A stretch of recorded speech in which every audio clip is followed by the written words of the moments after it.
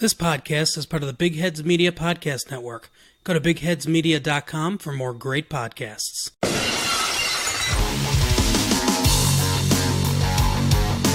You're plugged in for the Podcast Wrestling Society.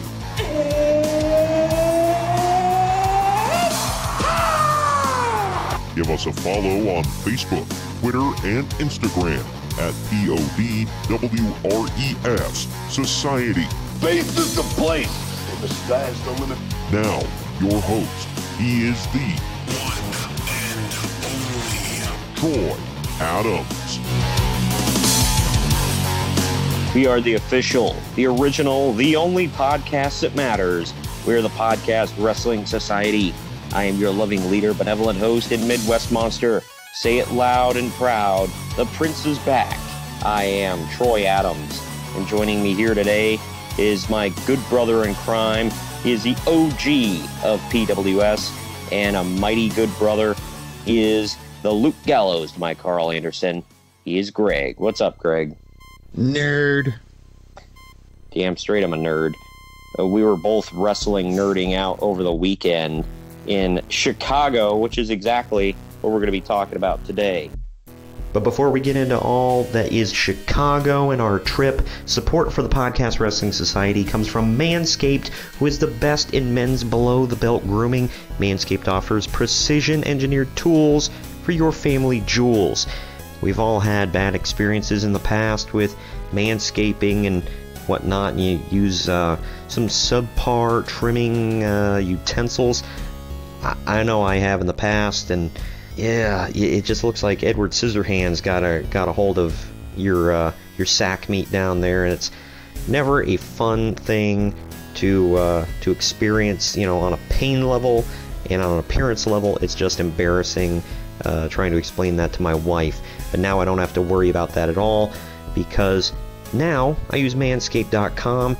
And because of things like what I just described with subpar tools, that's why Manscaped has redesigned the electric trimmer. Their Lawnmower 2.0 has proprietary skin-safe technology, so this trimmer will not nick or snag your nuts. Manscaping accidents are finally a thing of the past, thank God.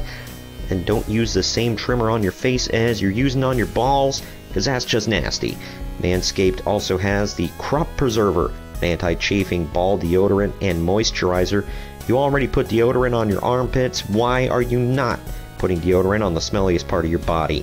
Get 20% off plus free shipping when you use the code BIGHEADS, that's BIGHEADS, at manscaped.com. Always use the right tools for the job. Your balls will thank you. That's 20% off plus free shipping if you use that code BIGHEADS at manscaped.com. manscaped.com.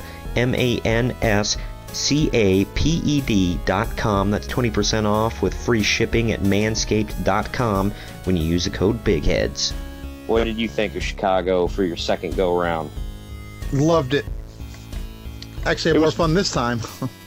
We didn't do any touristy stuff, I'm going to say. But that's because you and I have been to Chicago before, and we kind of got all that in, brother. So this time, touristy stuff didn't work for me, brother. This time was more just collectible shopping and stuff like that. And we hit up quite a few shows. Too. Right, yeah. Or not shows, stores. We hit up, the obvious ones, like, I don't know how many damn Targets and Walmarts we hit up while we were there.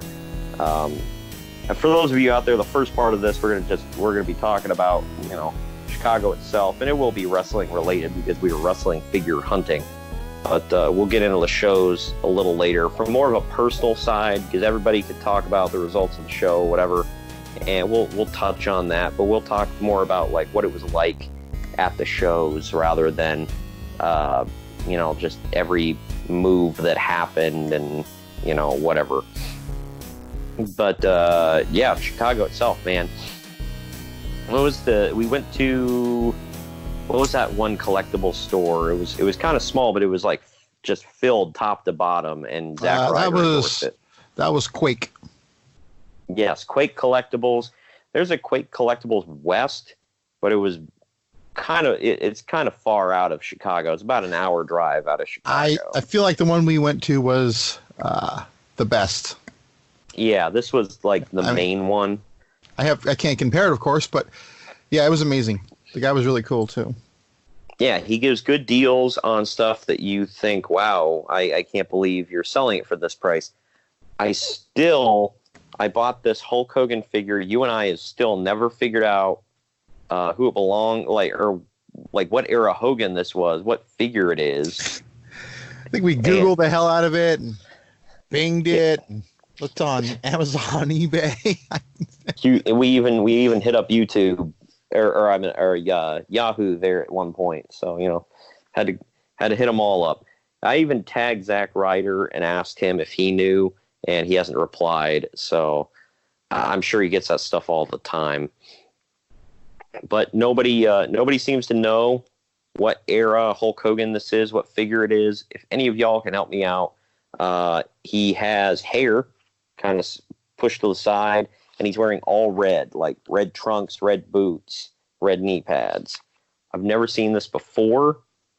He almost looks like his Thunder Lips figure, but different colors. So yep.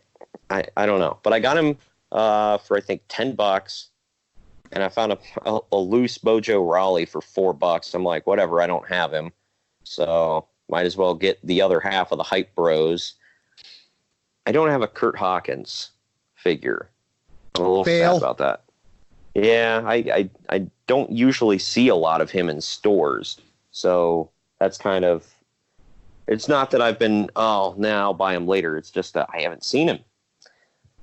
But yeah, Quake was really cool. If any of you, it's not just wrestling figures, but they do have a lot of them, including Jakks figures. So if you want some old school Jakks figures, they got some in there. Of course, they've got Mattel, some good ones, and they've got those. I don't know how to describe them, Greg. Those big ass rubber, like hard rubber LJNs. Figures. Yeah, the LJN figures, and they have it looked like they had all of them. I mean, I don't know exactly how many they made, but they had a butt ton of them. And I feel like. Yeah, and I got to point to the ones I had and show you, hey, I have him and him and him. I don't think you knew that. No, I don't think you've ever said that either. Usually Jakks figure you say. Yeah, Jakks is usually what I go with. But I do have the old big rubber LJN figures. I was tempted to buy more, but whatever. If I come back, I might buy some. But yeah, they have them in packages and loose and whatever else. So whatever your taste as a collector. And then they have a bunch of other nerd stuff like superheroes and Lord of the Rings and Harry Potter and just anything nerd related that there are toys of, you can probably find in Quake. So yeah, I highly recommend that place. Yeah, if you're a collector and you're in the Chicago area, definitely go check them out. The other place we went to was called Smash. That was on Sunday, and I can't remember. Smash stands for something, but it's like superhero something, blah blah blah. I don't know, but anyway, it's a smaller. Actually, I feel like size wise, probably about the same. Definitely about the same, but they didn't have stuff to the roof like this other place did. Right, and they did have some cool nerd stuff. Not a ton of wrestling figures. They had a few, but yeah, they had a lot of loosies. But the thing is, they would take loose figures that people have graffitied and stuff like that. Yeah, we didn't mention this about Quake. You had noticed that somebody took Kofi Kingston's head off and put it on Rich Swann's body. Yes, and then I feel like they painted it. I think so, yeah. Because it was you and I were looking at there was something written on the boots, and we were like, the hell is that? We don't even know what the hell that is. But yeah, and I was like, it's a bit racist. They were just whatever, black guy with dreads, put his head on there. First thing I noticed was how lanky the body was. Yeah. I'm like, no, Kofi's like a pretty well built dude, and Rich Swan's like a lanky 100-pound guy. So Right. I just Yeah, it was definitely Rich Swan's body with Kofi's head. That part was obvious. Also, but, well, the tights, you can see it said, "Can you handle it?" So that was a giveaway too. right. Yeah, in Smash they had a lot more where somebody had taken a Mattel Edge and colored his hair black. They took a Neville and for some reason used like white out to make his attire all white, and then in pen they wrote Neville. That's not like a AEW attire or something. No, not even close. Because he basically wears the same thing now. It's just black and gray. But yeah, so I was just like, I don't know what the hell. People just graffitied the hell out of some of this stuff. There was a ring, like a I can't even think of it. A real scale ring, I think is what they called it. Mattel version. So it's a good ring, but you'd have to scrape the stickers off the ring posts because somebody had like custom like letters, whatever, that they put on there, like it was a different federation or something. Fig Fed. Yeah. Wow. But yeah, and they had, you got some or saw some TMNT stuff in there. They had a bunch of Star Wars stuff, Pokemon, Lord of the Rings. I mean, there was just, again, it was a good nerd store. If you go check out Smash while you're in the Chicago area, I recommend that one as well. The Kmart, however, had 2 figures because we thought, well, there's Kmart. Well, let's go check it out. There's like never any Kmart around, and that's why they had 2 different versions of Kevin Owens, and that was it. So I don't know. I guess that's telling about where Kmart is. I actually felt kind of bad. So I was like talking, I'm like, well, this is all they got. No one really going out of business. Yeah. Oh man. I mean, Kmart was like what I went to growing up, and like when I was real little, and then it switched to Walmart, and now it's just Walmart because there's not good. They didn't have anything. Bad, not huge. But wow. Yeah, so much I can that's do with what, that, but I'm not. Wow. That's basically the gist of like the collecting side of everything. I'm trying to think of anything else we did while we were in Chicago. We didn't really. Oh, we saw the Home Alone house. Yeah, that was pretty epic. Yeah, just getting a chance to see that was cool. I believe I posted pictures on our social media of getting to see that. And it's weird that like we saw the Home Alone house, and then while I was at Survivor Series, I think either Survivor Series or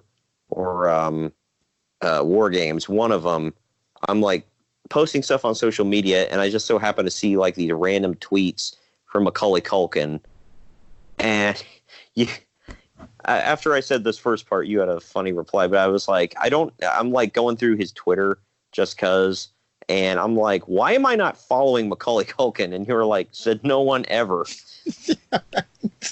However, yeah, that's probably the least used question on the planet. It sounds dumb, but seriously, if any of you are like just wrestling fans, like he's hilarious. And he always tweets about wrestling. Go follow Macaulay Culkin on Twitter. It's a weird thing to say, but seriously, go check out some of his tweets. It's good stuff, man. How much is he paying you to plug his Twitter? Shoot, I wish Macaulay Culkin would pay. He's probably got some of that Home Alone money still hanging around. No, I believe his dad has it all. Oh, dang. Well, yeah, because you ran up that big bill in the hotel. Had to pay him back. Good Lord. Well, to the wrestling side of things, we should probably take a quick break. When we come back from our first break, we'll actually talk about the wrestling events themselves. There's a lot to get into with them. We're going to keep it a nice short-ish episode today, whatever, just to make it easier to digest. And plus, we're recording this on Wednesday, posting it on Wednesday. It's we're shotgunning this through, brother, and we want to go off and do Thanksgiving-y stuff. When we come back, we'll talk about NXT TakeOver WarGames, whatever number it is, 2019, right after this first promo break. Do you watch Friends? Do you watch How I Met Your Mother? Then you should listen to How I Met Your Friends. Hi, I'm Kathleen. And I'm Julie, and we are the ladies behind How I Met Your Friends, the podcast that explores the similarities and theories of Friends and How I Met Your Mother. Every week, we watch an episode from each show and dive deep into the crossovers and catchphrases. So if you've ever noticed the similarities between these fantastic shows, come check out our podcast. You can reach us on social media at How I Met Your Friends Pod or email howimetyourfriendspod@gmail.com. On Is It Philosophy, we are not going to explore the philosophers of long forgotten. We'll not ponder Plato or Socrates. There's so many podcasts out there for that if that's what you're seeking. This is something different. A place where all ideas are welcome. An open forum to talk about anything and everything. We take an idea and work to find an answer. It may not always be the most insightful, so come and listen with an open mind. Who knows, you may like what we have to say. So come and enjoy and ask yourself, is it philosophy? All right, we are back, and we're wrapping up our November here on Podcast Wrestling Society. Last week, if you guys haven't got a chance to check it out yet, Delvin Cox from the Delvin Cox Experience stepped up because, Greg was sick, and he couldn't talk. So glad it happened when it did.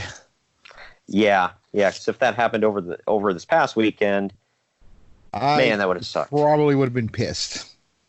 Oh, yeah, for sure. I literally felt like a lot better the Thursday before I was going to leave the next day. Nice. I actually had to take a day off work, which I never do. Yeah, you're a workaholic. So I got feeling a little cruddy while I was there, and today I'm not feeling too hot. But all in all, it's not like I'm sick. So, but I did start losing my voice at NXT for a few reasons that we'll get into. But yeah, NXT TakeOver WarGames 2019 took place November 23rd, 2019 at the Allstate Arena in Rosemont, Illinois. The Allstate Arena, you and I were talking about that. It's like, that's not where the Bulls play. That's not the Chicago Arena. It's the Rosemont Arena. But everybody goes there. It's weird. It's like everyone's favorite too. Like you can hear interviews with people like Edge and John Cena saying it's their favorite place to perform in. Yeah, and you and I didn't. I swear I've heard about this before, but I forgot about it. The ceiling is made of wood. Yeah.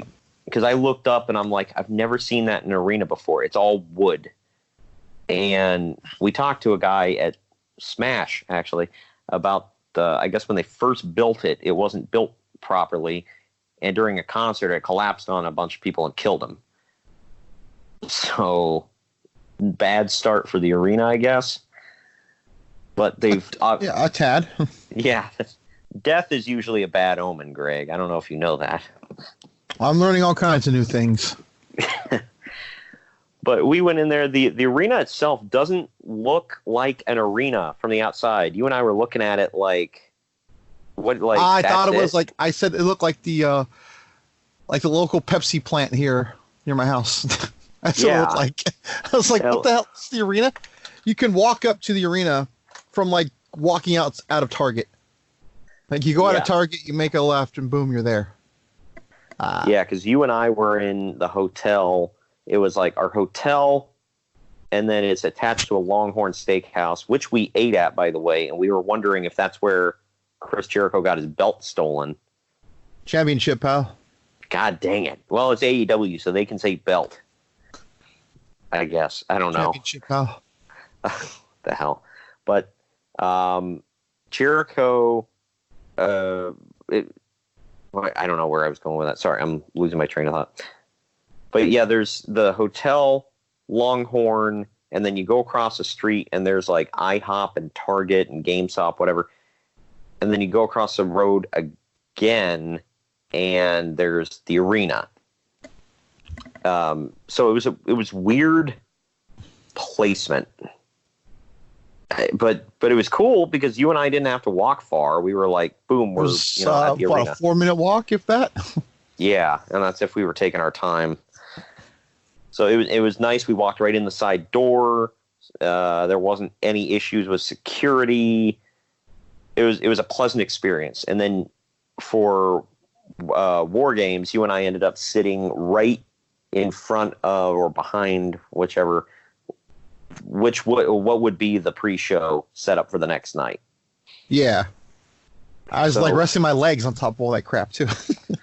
Yeah, because we were sitting there, we were like, what the hell is all this with like black sheets all over it? And the only thing we could think of was pre-show setup. The next night, it was a pre-show setup, so we were like, oh, okay, we were right. And the pre-show for WarGames took place like on the stage. The funniest thing about the pre-show was Pat McAfee got like a huge response there. Yeah, and I'm really booed when he said he wasn't the fourth man in the WarGames. Right. That was great. The way he dresses is just freaking God weird, awful, man. Yeah, he wears like a nice shirt and a jacket, and then he's got like bike shorts.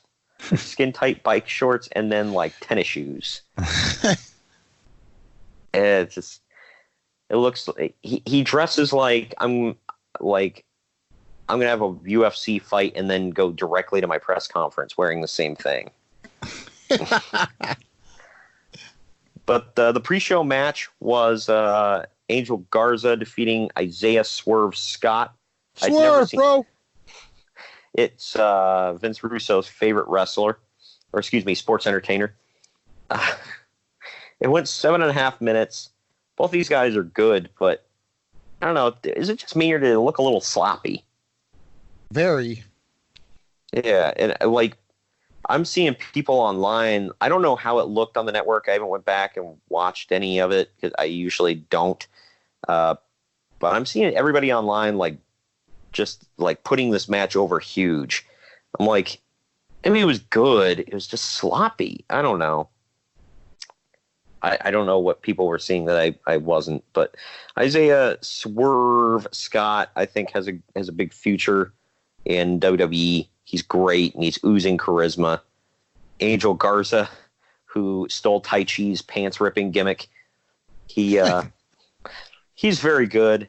He looks a lot like his dad. I was like laughing so hard when there was a "take your pants off" chant. That was great.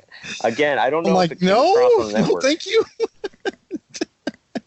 That's just that's his thing. That's why I said he stole it from Tai Chi because that's what he does always during his matches in New Japan.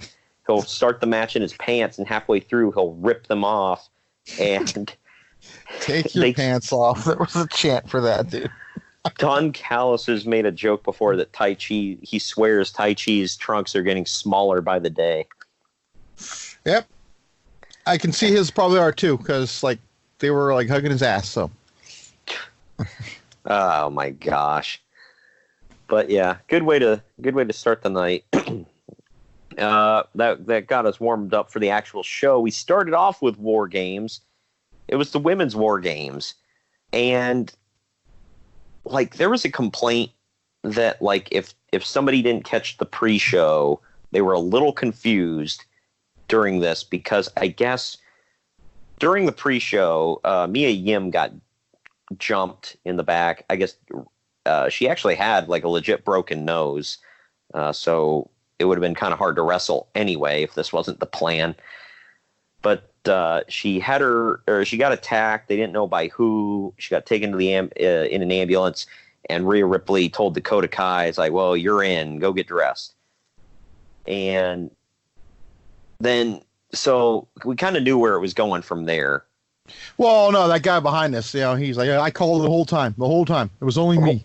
Oh well, if he called it.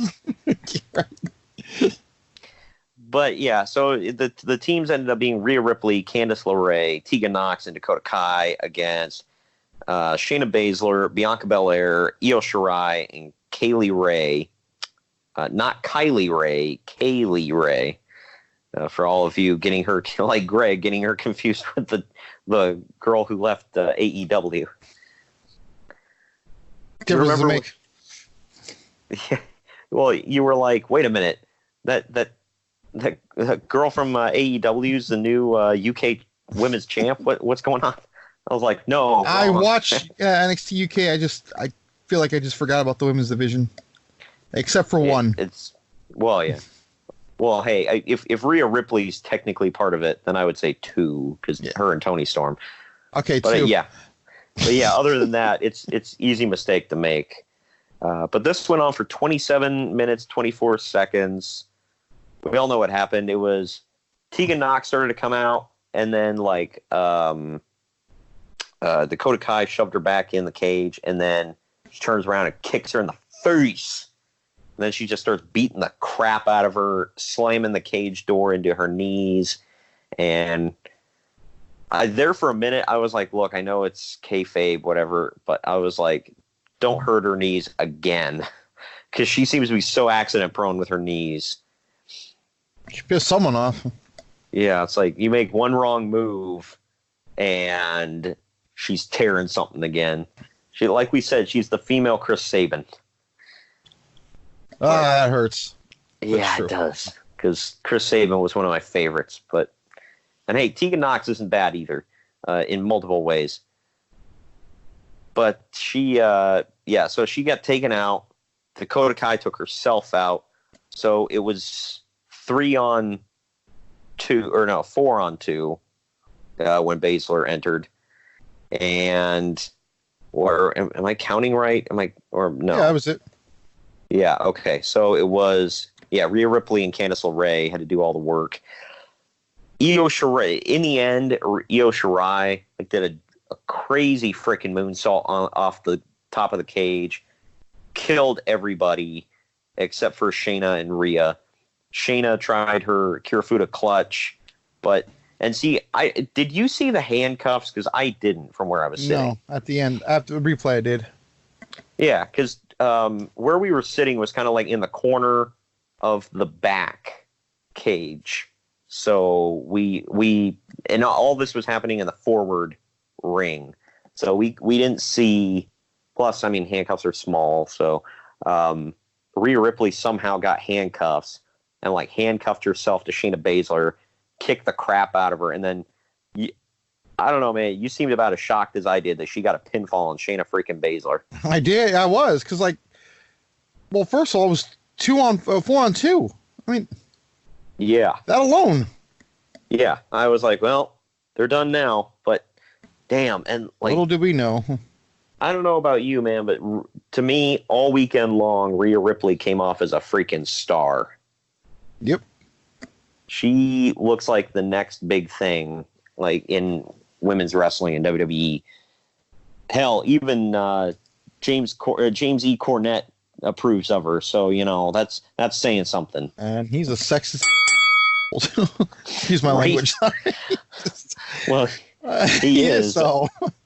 Well, he claims, I'm not sexist. I just hate the bad women's wrestling. It's like, you call them the girls and talk about how they should never main event because they're the girls and blah, blah, blah.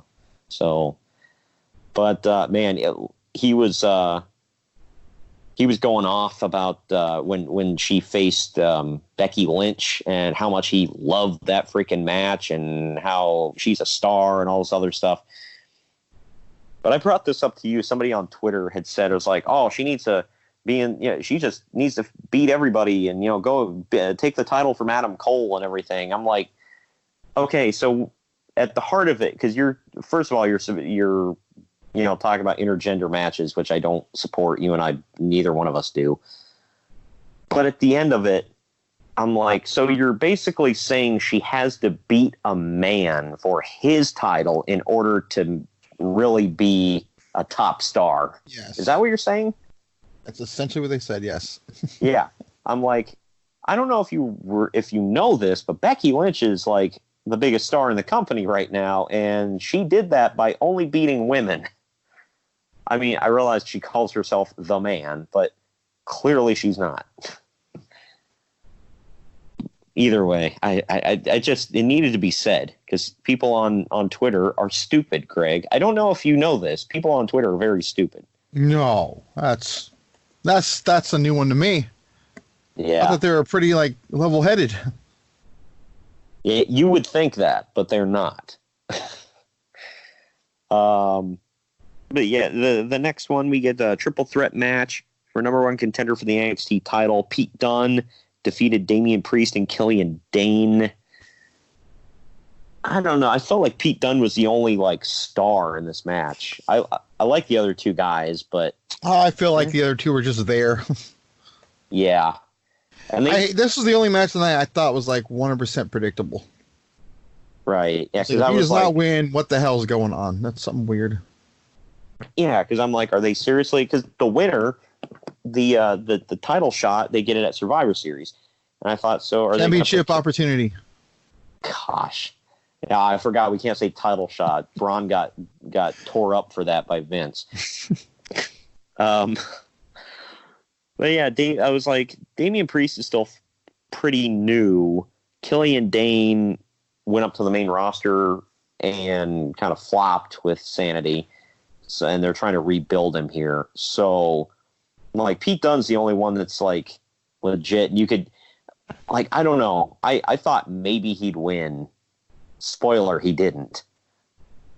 But I don't know. I thought he had a good shot. But this went just shy of 20 minutes. I thought it was I'm confident saying it's coming.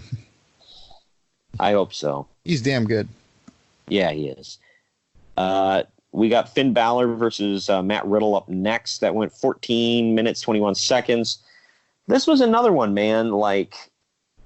It wasn't a bad match by any stretch of the imagination. But I felt it dragged, and it was a tad boring. It got better at the end. Yeah, it heated up. And it doesn't have to start strong per se, but I don't know. It didn't tickle my fancy per se. But I thought it would be a little better. And I don't know. Like I said, it was a good match. I just thought I was maybe I had too high of expectations for these two. I think if they meet again, they could do even better, though. Matt Riddle has that effect on me, though. He's good, but he's I don't know. He's holding back. Yeah. I thought he did great against Adam Cole. There's at Survivor Series, I thought he did great with I hate calling him this, but when him and Shorty G were in the ring together, he looked freaking phenomenal. But I don't know. Yeah, like you said, it's like he's holding back. And I don't know why. Because Goldberg won't fight him. He actually did the spear jackhammer combo at Survivor Series while the crowd did the Goldberg chant, but they said Riddle. So it was you could hear the crowd going, Riddle, Riddle. That was great. But yeah, Finn got the win. The main event of the night was WarGames, the men's WarGames. This one went 38 minutes, 26 seconds. Team Ciampa was Tommaso Ciampa, Keith Lee, Dominic I can never pronounce his damn last name. Djokovic. Djokovic, whatever. And Kevin Owens was the surprise. He was the last guy in. They didn't bring him out. And when he came out, the crowd blew. He had his first NXT t-shirt that looked like it was made of duct tape. And he had his very first entrance video. He was old school Kevin Owens with this one. It was pretty sweet. But that was the first team, and then he took on the Undisputed Era. This match was nuts, dude. I think this is where I lost my voice, was during this match. Yeah, I think I did too. More the next night, but yes. Yeah. There was a ton of stuff to get on your feet about and cheer and scream and yell, whatever. The finishing First of all, they brought like 6 tables in the freaking ring.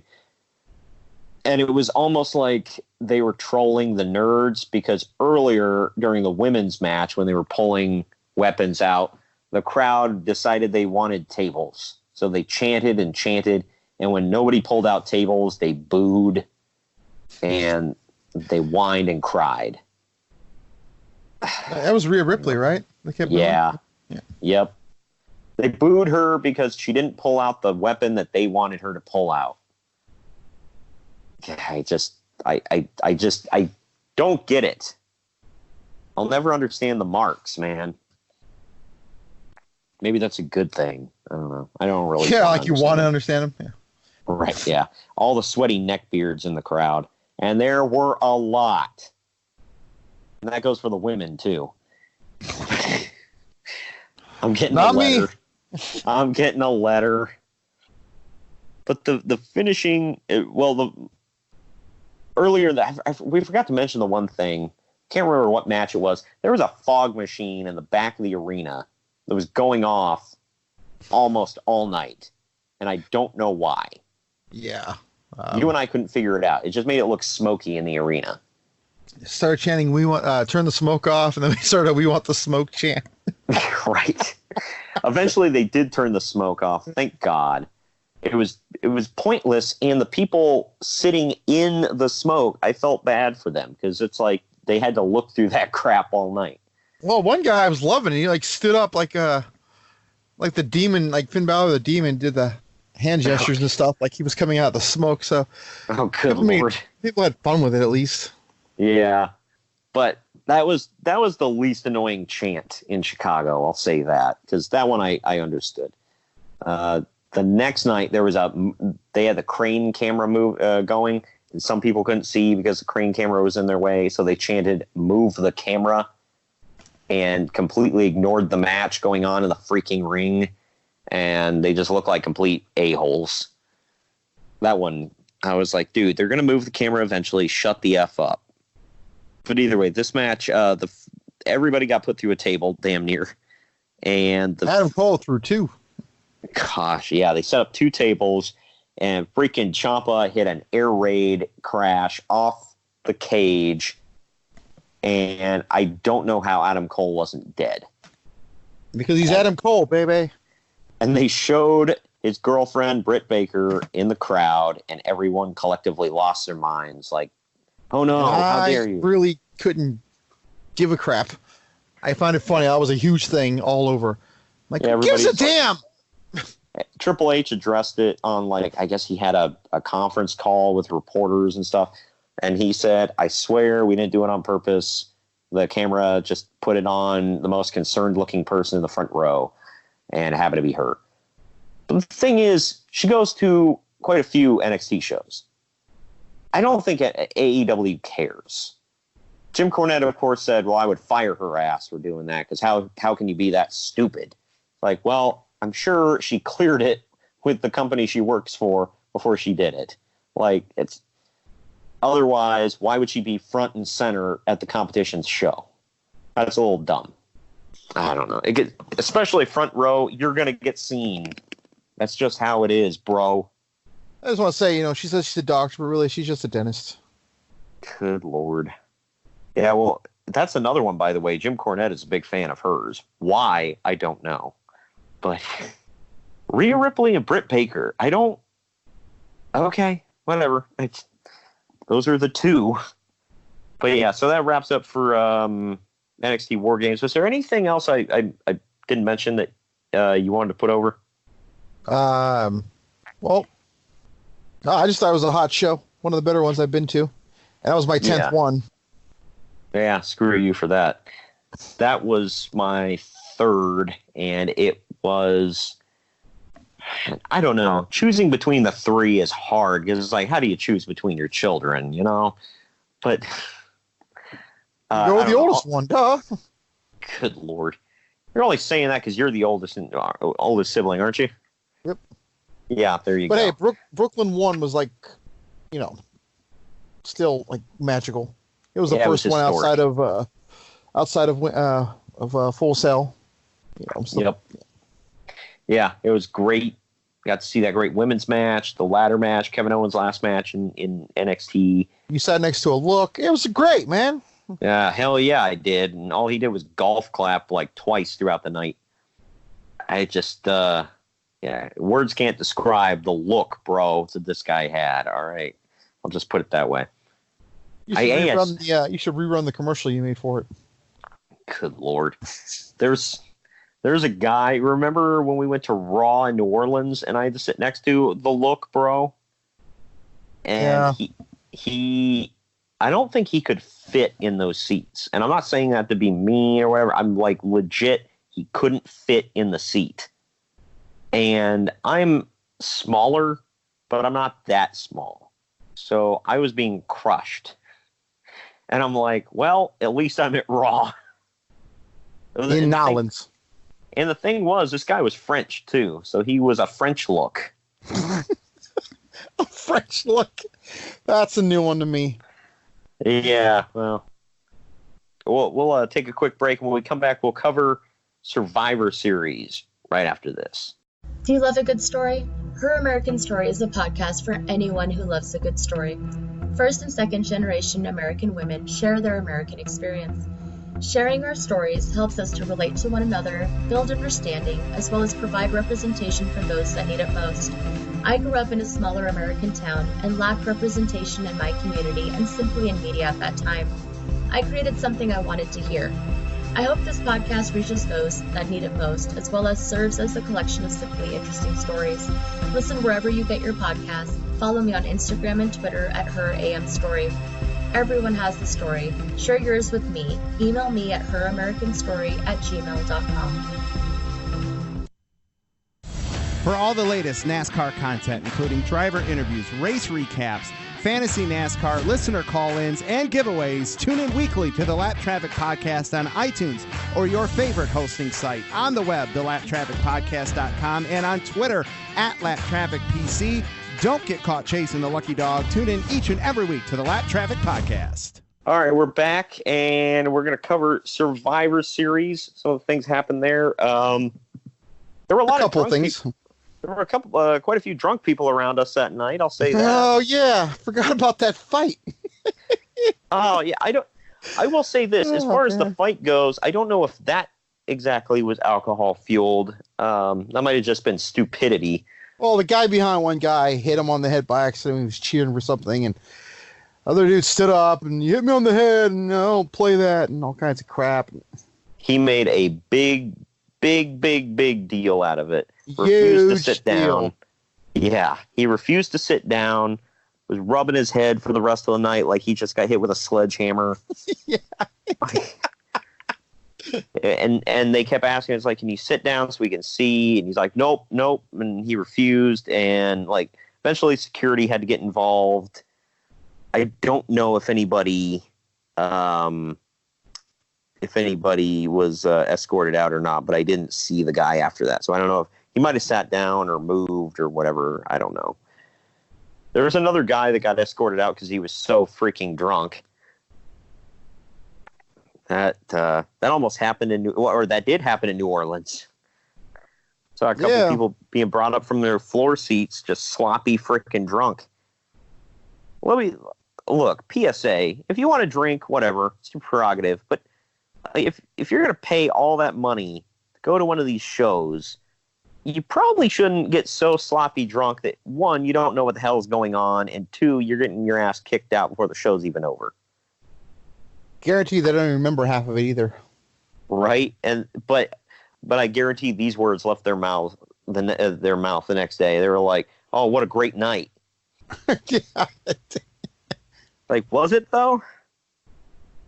But yeah, this show took place November 24th in the Rosemont Arena, the Allstate Arena in Rosemont, Illinois. Used to be the Rosemont Horizon. We didn't know, like earlier in the day, the men's teams for Survivor Series, but they announced it like shortly beforehand. I actually found out from Ramon. You and I think we were sitting at the Longhorn, and he just texted me who the men's team is, and you're like, wait, how do you know? And I was like, Ramon just told me. So that it wasn't a surprise, but it was a cool team. I'll say that. And they counted the pre-show this year, Greg. That counted for the score.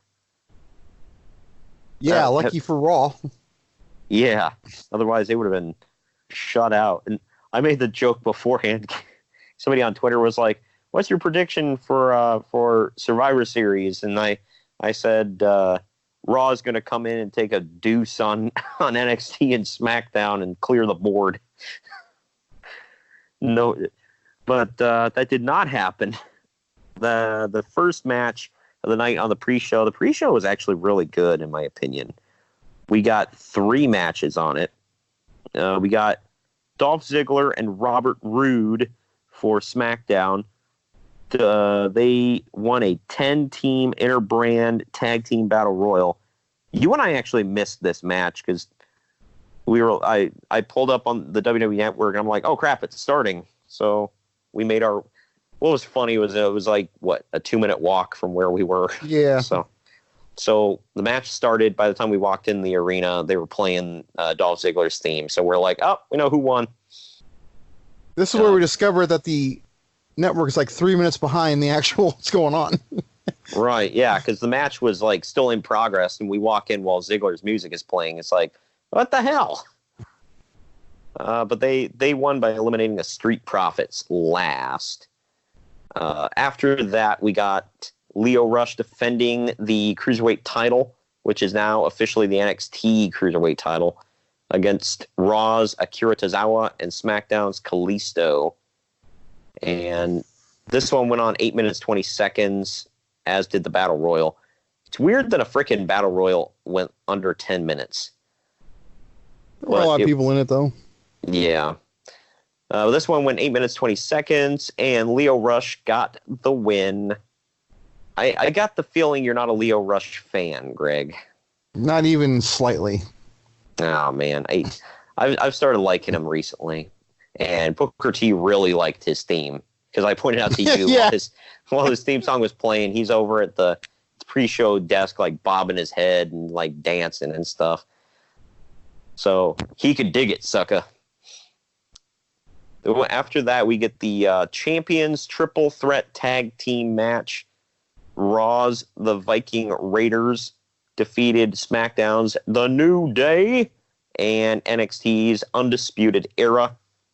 This one went 14 and a half minutes. What did you think of this one? I thought it was really fun. Yeah, it was really good. We got 3, not the 3 best, but 3 of the best teams. You know, because the Revival wasn't in there, so you can't say the best. But top guys. Yes. These 3 teams, though, I'm big fans of all 3 of these teams. And it was cool to see. I was shocked. I don't know if I was shocked. I should probably reword that. But the Viking Raiders got the win. I was like, oh wow, okay. Well, I didn't think they'd be involved in the decision at all, and they ended up pinning the Undisputed Era. So that sets up for if the Viking Raiders and New Day want to feud in the future. I think that would be a good rivalry there. I was pro New Day for that match. I'm sure you were. Well, I don't know. I was going to say I can't. I don't know if I would have guessed that or not because you're a big fan of Undisputed Era. Yeah, that's true. But I was wearing my Undisputed Era. You what? Or Adam Cole. But yeah. I was wearing my Undisputed Era band on my arm during this event, so I had to shell out for the Undisputed Era. What speaking of Adam Cole, what was funny was at the NXT event, people kept doing the damn Adam Cole baby thing all freaking night. And at Survivor Series, somebody before the show yelled out, Adam Cole! And he got nothing. Yeah. I thought, wow, that's sad. But they kill it, man. Yeah, they did. I was so freaking annoyed. And then on the way back to the hotel, people are yelling, Adam Cole, baby. And I turned around and yelled, Michael Cole, baby. Everybody looked at me like they wanted to kill me. I thought it was funny. But we open up the actual show, which we got Pyro on, by the way, with the women's 5-on-5-on-5 Survivor Series triple threat elimination match. Team NXT was Rhea Ripley, Bianca Belair, Candice LeRae, Io Shirai, and Toni Storm. And I was so happy to see Toni. She's one of my fave five. Oh, man, she my fave five, man. Goes from Booker T to that guy. Grief. Team Raw was Charlotte Flair, Natalya, Asuka, Kairi Sane, and Sarah Logan. I haven't seen Sarah Logan in a minute. I think she was involved in some of those brawls, wasn't she? Yeah. Yeah. So, and then Team SmackDown was Sasha Banks, Carmella, Dana Brooke, Lacey Evans, and Nikki Cross. The match itself was very good. A lot of storyline building here. Charlotte and Asuka got into it, and Asuka shot the mist into Charlotte's face, and then she just walked out, leading to Charlotte being pinned. I have not watched Raw yet, so I don't know what happened on Raw. I know they were supposed to have a match, right? They did have a match, yeah. Okay. But yeah, this went on 28 minutes, and Team NXT gets the win with Rhea Ripley standing tall 2 nights in a row. So I guess she's just the designated team captain from now on. I'm okay with that. Yep. The next one was the Champions Triple Threat match. It was Roderick Strong, the NXT North American Champion, versus AJ Styles, Raw's United States Champion, versus Shinsuke Nakamura, SmackDown's Intercontinental Champion.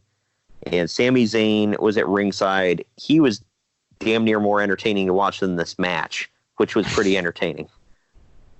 This went on for 16 minutes, 45 seconds. And I said, going into this match, well, there's no chance of Roderick Strong winning. And then he frickin' won. And you stole like, it, but yeah. Yeah, and you were like, and what were you saying before the match? He was, I thought he was the odd one out. It's like, right. I'm like, Styles has this in the bag, I thought. Yeah, Styles, I think he hit Styles Clash, didn't he? Or was it the Phenomenal Forearm? Yeah, Styles Clash. Yeah, he hit that. Roddy gets in, throws him out of the ring, pins Shinsuke, gets the win. And you and I, as soon as he did that, we were losing our crap. I was like, oh my gosh, Roddy wins. Who the hell let that happen? Right.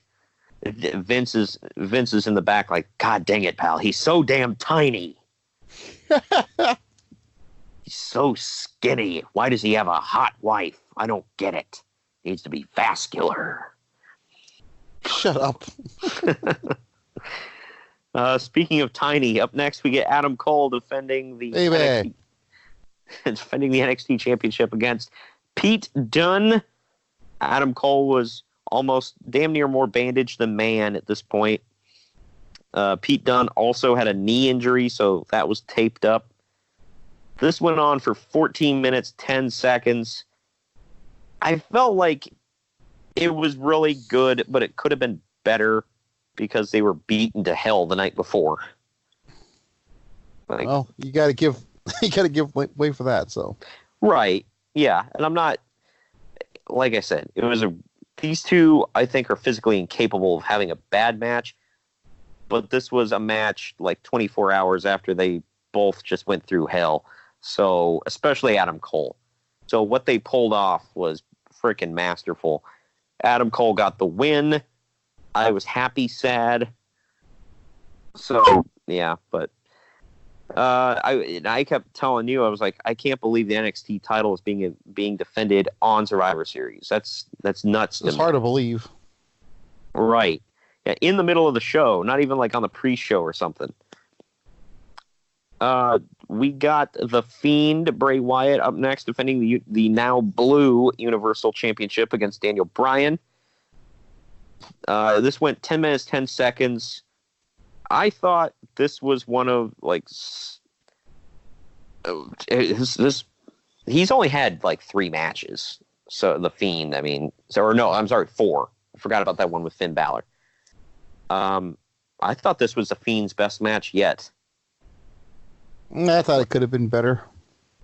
It could have been. I mean, it wasn't like a 5-star classic, but it was really good. D-Bride does what D-Bride does. Lose?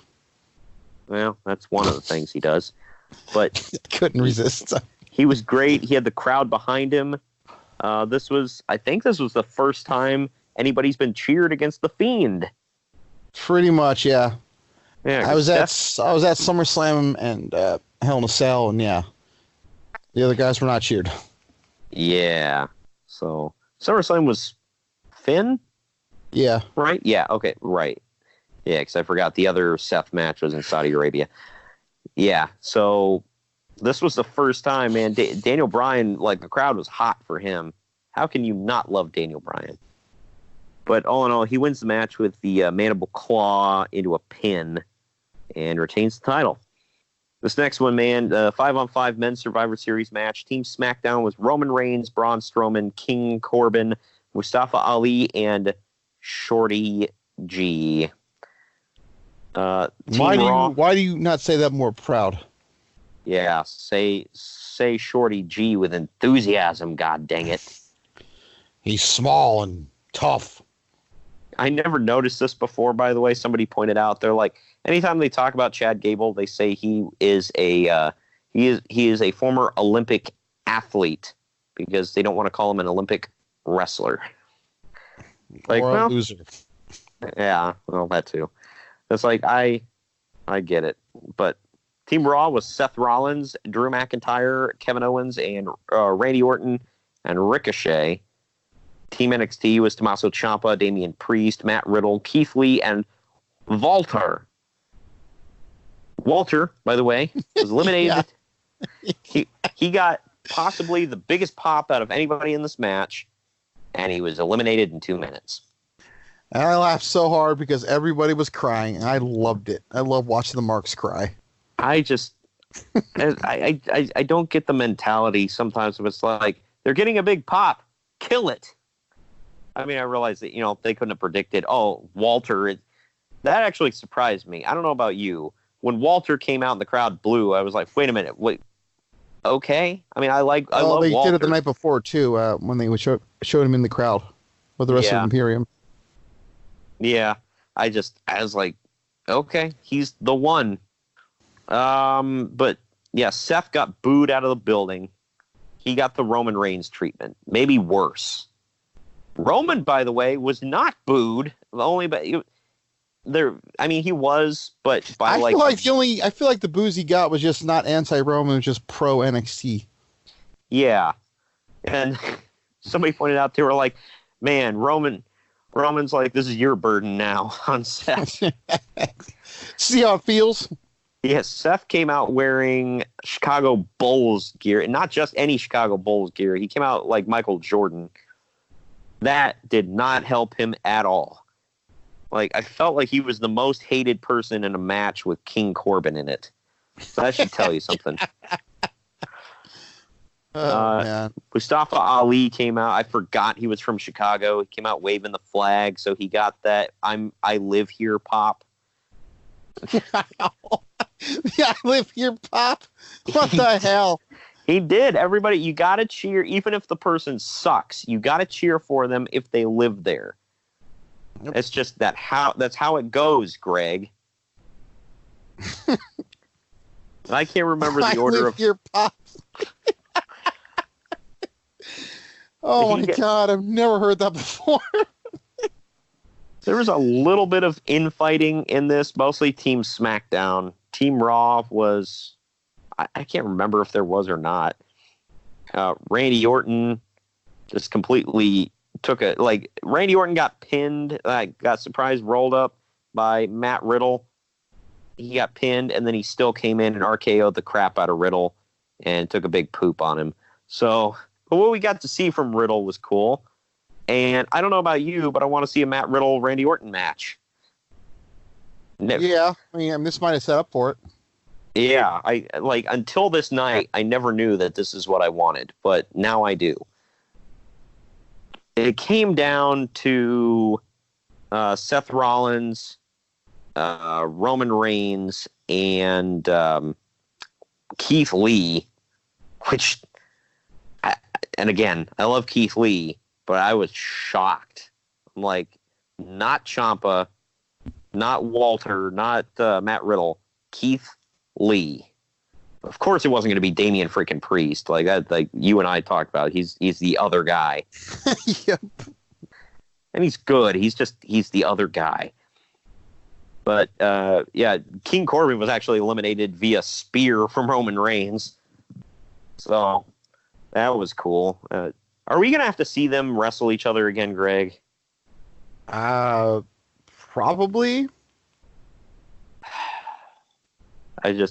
I'm asking you like you know these things, but I'm just like, I never want to see them wrestle each other ever again. But I think they're destined to until the end of time, by the way things go. Well, but he is a king. You shut your mouth and enjoy it. Yeah, and he's got the big dog that barks Roman's theme.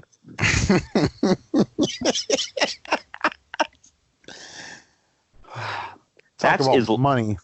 That's as lame as Bernard the Business Bear. Do you happen to remember Bernard the Business Bear? No, but it just sounds great. He was with Cody. He was a dude. Oh, I do remember that. Yes. Yeah, he was a bear suit, but he was wearing like a dress shirt and tie. And that was money. I don't know where that was supposed to go, by the way. I don't think they merchandised it. I'm like, whatever. If it was a merchandising opportunity, okay, fine. It's still stupid, but I get it. This came down as Seth got eliminated first. I can't remember how. Do you happen to remember? Do I? I haven't watched it back yet. Keith Lee eliminated him. That's right. Keith Lee hit his finisher on him. That's right. That's why I thought he had a chance to win, because he eliminated Seth. Yeah. If he eliminated Seth, he could beat anybody. Yeah, he got him up on his shoulders. He did that. Those of you who don't remember, it's almost like the FU, but he lands it almost like a jackhammer, which is, I think that's a sweet ass move, especially for a man his size. But he eliminated Seth, and then comes down to Roman and Keith. Roman was definitely booed here just because the crowd wanted to bask in Keith's glory. Still trying to figure out what glory that is, but the glory he achieved in PWG, Greg. God. Hey, I like him. I'm not crapping on him, but just define my glory. What has he done that's so glorious? What has Bobby Roode done that was so glorious?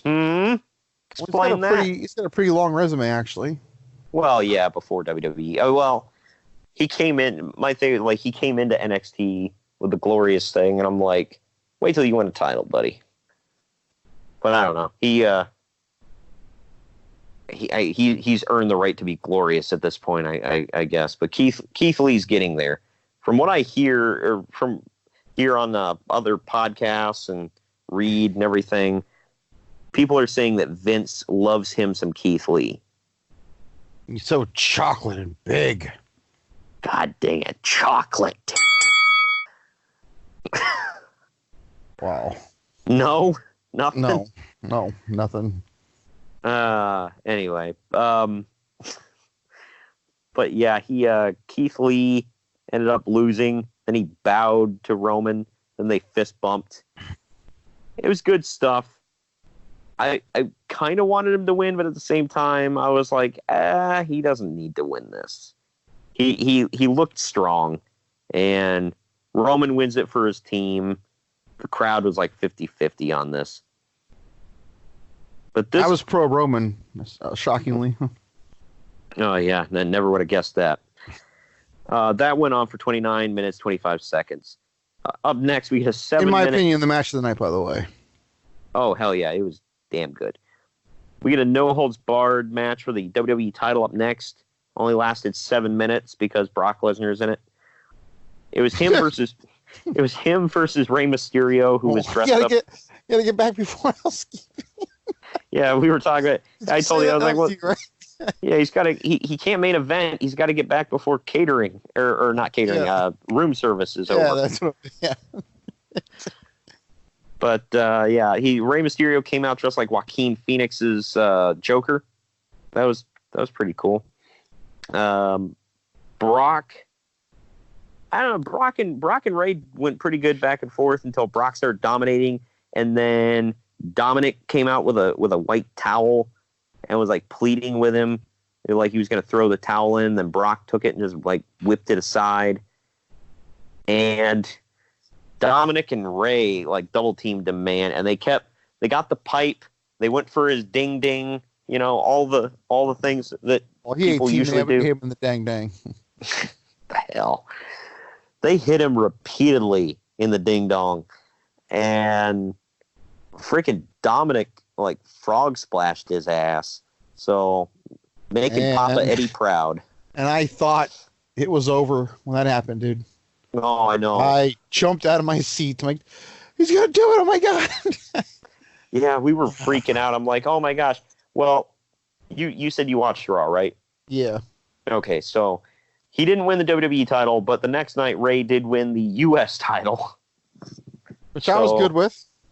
Consolation prize, I guess. That's, whatever. Maybe we'll see. I was watching with my buddy. He's like, well, as of right now, that's the top prize on Raw. So think about it. He's the top guy on Raw. So. Hopefully we'll get AJ versus Brock again. That'd be cool. But yeah, this one went on that WWE on Fox Twitter account tweeted out a picture of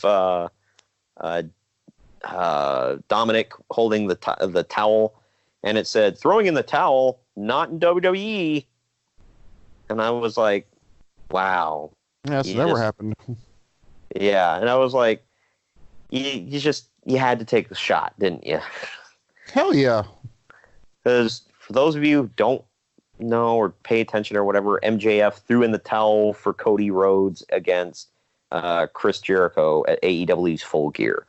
So I was like, because when I first saw him with the towel, I was like, are they making reference to that? And that, well, like when Brock takes it, throws it away, like no.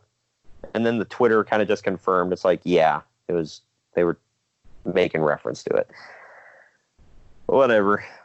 The main event was Shayna Baszler versus Becky Lynch versus Bayley. All three champions from all three brands.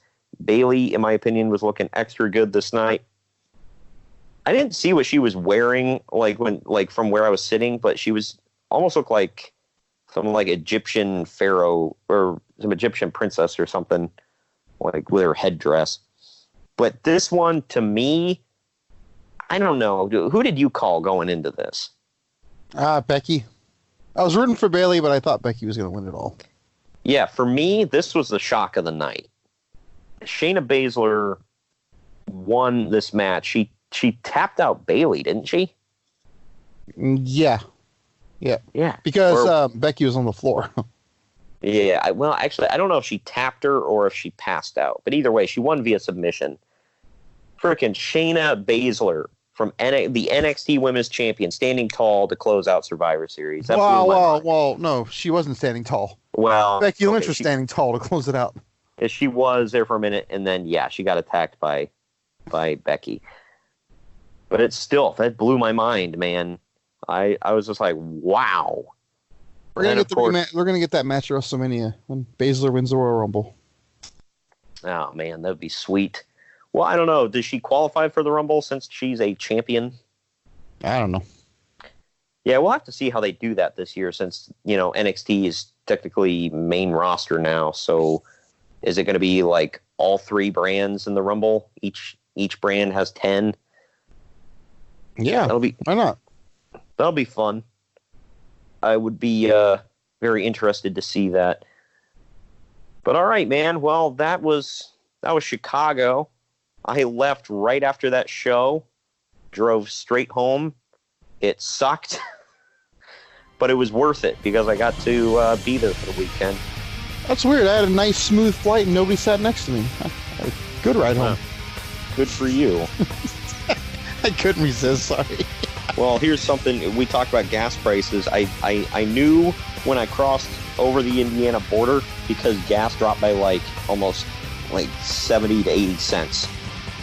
I know I was complaining about that in Chicago, and you were laughing at me about it, and you told Ramon, and he was like, F you. You actually said $2.99 a gallon. It's hella expensive. Well, okay, when I crossed over and I filled up in Indiana, I filled up for $2.24, I think. So to me, that was very expensive. To all of you out there that live in an area like California or New York or something where you have to pay that, send me your hate tweets. Go ahead. In Ohio and Indiana, we don't pay that. But either way, next week, we are talking about a classic from December. We're going to WCW. It's Starrcade 1997. Greg handpicked that one. So that should be fun to cover. Because it's a damn good event, too. Hell yeah, it is. We talk about if Sting was in shape and tan enough to really be in that main event. The answer, by the way, is no. But we'll talk about that all next week. Thank you for joining me today, Greg. Mm-hmm. And again, for all of you out there who haven't experienced a weekend in Chicago, just go do it. It's fun. And we will come at you all next week. Later. Later.